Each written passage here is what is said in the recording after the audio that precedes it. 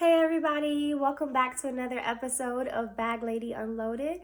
I'm Nick, the Poetic Nomad, and today we're going to be talking about my 2011 trip to the Bahamas with my mom. We went with Carnival, and Carnival is a great cruise to go with.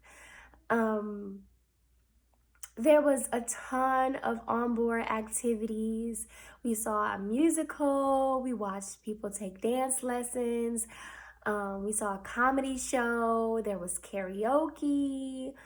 They even had this really cool Caribbean style um, festival, I guess, on the cruise, and they had like ice sculptures and like themed food, and it was amazing.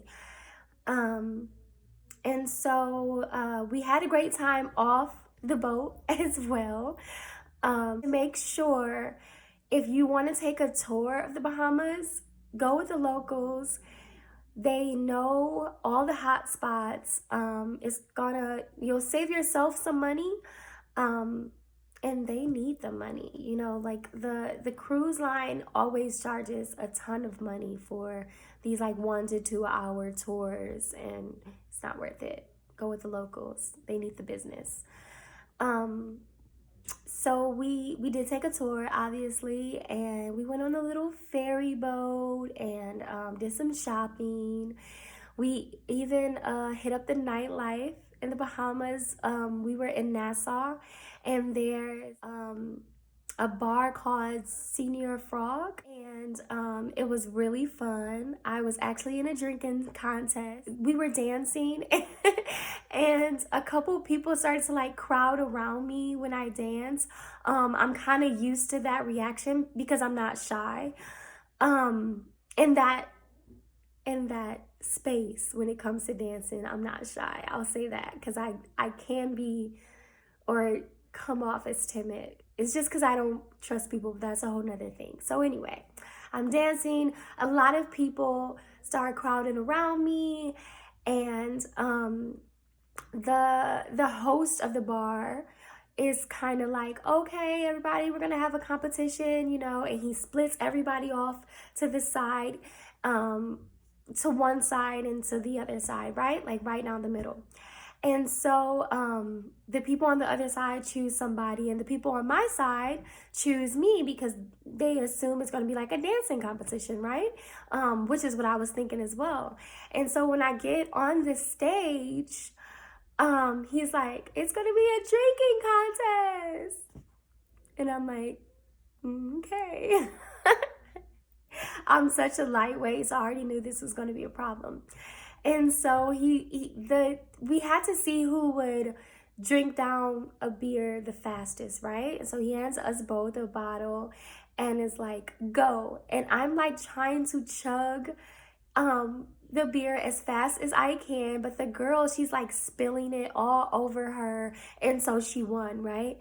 And so my side of the bar is like, no way, she cheated, and they settle it by giving the entire club free shots. So that was pretty cool. And we had a nice time. It was one of those bars where everybody, was dancing and just looking to have a good time. My mom gets sick. Um, I think the day after we come back from Nassau, we had like a fun day at sea, and there's a captain's dinner where everybody dresses up. The attire is like really formal, and so we put on our heels, right, and our freakum dresses, and went to dinner. And we just had a nice time. But like I said, my mom was kind of sick, but she was a trooper. She's like, just like, oh, I'm not gonna let it spoil this cruise for me. This is my first cruise. I'm having so much fun. And so she kept partying, and she said she didn't get drunk, but I was drunk a couple times, so I can't really tell you if she was telling the truth or not. So we just gonna have to take her word for it. I don't know if I trust her. And so anyway, on the way home, on the ride back, I started to feel a like a tickle in my throat. And I'm like, I'm getting sick. Ma, you passed something on to me. And she's like, oh, really? I'm sorry. Like, I'm like, no, it's fine. I just feel it's going to be, you know how you feel when you're getting sick and it's going to be, it's going to be like yucky. It was feeling yucky. And so, anyway, by the time we make it back from Florida, which is where the cruise departed and returned to Milwaukee, Wisconsin, which is where I was living at the time, I was in horrible shape. I mean, like, I had a fever, my throat was on fire, I was coughing up like thick mucus. I was just a mess. I did not feel good at all. So when I got home to her house, I kind of just like laid under the covers, and I was just, just like a log. I didn't want to move. I didn't want to eat. I just felt so bad. And so my mom, she was starting to feel better by that time. And so she told me that I need to go visit my grandmother. And my grandmother was sick at this time with cancer for the second time. She initially got it in her breast, and it had come back in her liver, in her lungs. And so it was a lot more aggressive. And my mom was just telling me, like, I think you need to get over there and say bye, because she doesn't seem like she's going to last that much longer. And I was saying, like, I can't. I just don't feel good. And I think I was saying that because I was just overly optimistic. I mean, that's my grandmother. She's been around my whole life. So I just was like, I'm sick. I can't. And I really wanted to get over there because I bought her a little wooden drum. On my first trip to the Bahamas, I bought my grandmother this cute little wooden cat that she loved. And so I got a wooden drum. I know a drum and a cat doesn't really match, but it was a drum, and it was wooden. It was a wooden cat. So I don't know. I rationalized like, oh, it'd be cute, I don't know, whatever. I really wanted to get over there, and I didn't. And later on that night, my mom wakes me up, and she's like, she's gone. To say that I was hurting was an understatement. I mean, I literally felt an energy leave my body. And I'd always heard people say things like that, but I kind of looked at it as like a figure of speech, an expression. People say like that was a part of me is missing, but I literally felt something leave me. I was devastated. I reacted by just getting into it with all of my family and friends. I'm a loner at heart anyway, so I was really into self-isolation to help myself heal, but it wasn't in a way that I was just like, hey, I need some time. I was like at people's throats, literally. Like, I was arguing with everybody, and I was combative. I was so combative. I cried so much, my face broke out.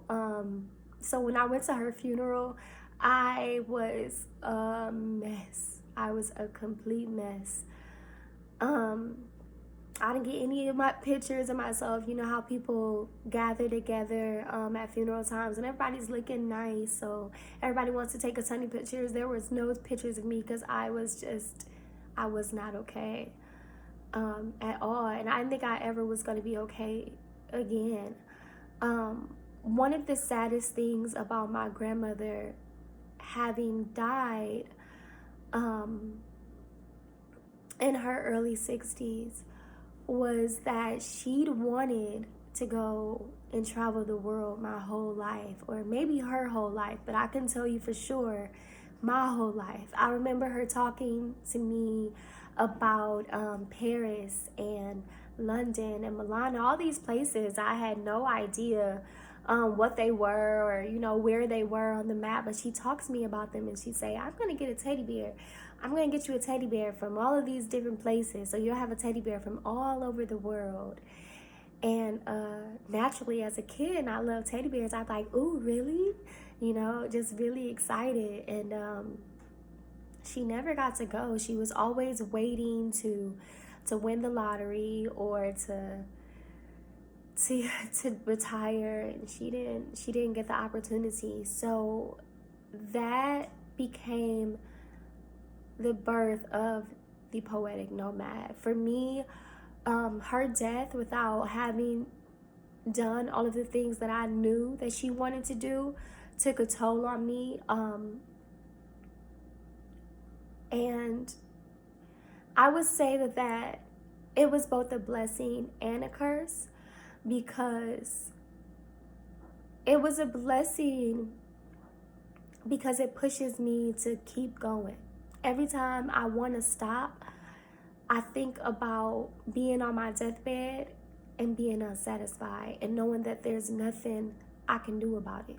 So that makes me go all that much harder when it comes to my goals.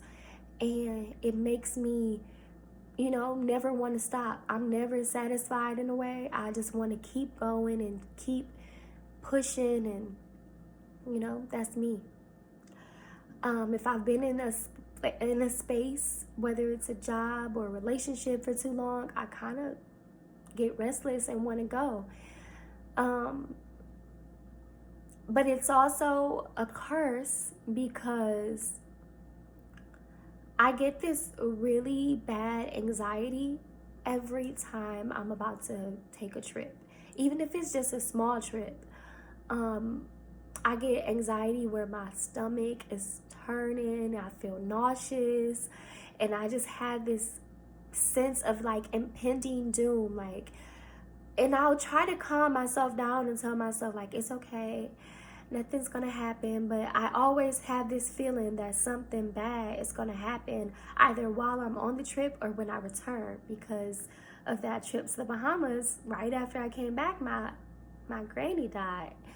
And I have that feeling and I know it, but it doesn't stop. The anxiety still comes on, and it's become like a self-fulfilling prophecy in a way, because I do believe in manifestation. I do believe that we attract the energy that we put out. And because I'm always afraid that something's going to happen, most of the time things do. But I keep going anyway. So there's this combativeness inside of me still. To some of it, one part of me wants to stay put, the other part wants me to go, and the part that wants me to go is way stronger. But I'm always fighting, but I continue to travel anyway. So that's it. That's all I have for today. I do want to say that everybody has fear, you know, about the unknown. I think that it's normal. Everybody has fear when it comes to goals. Even the people that you see that are the most successful. And the thing that separates the people from being successful from the people that aren't successful is that the people that are successful, they have that fear and they continue to go anyway. They continue to do it anyway. So don't ever allow fear to become a wall for you. So again, bye guys. See you next time. Thanks for watching.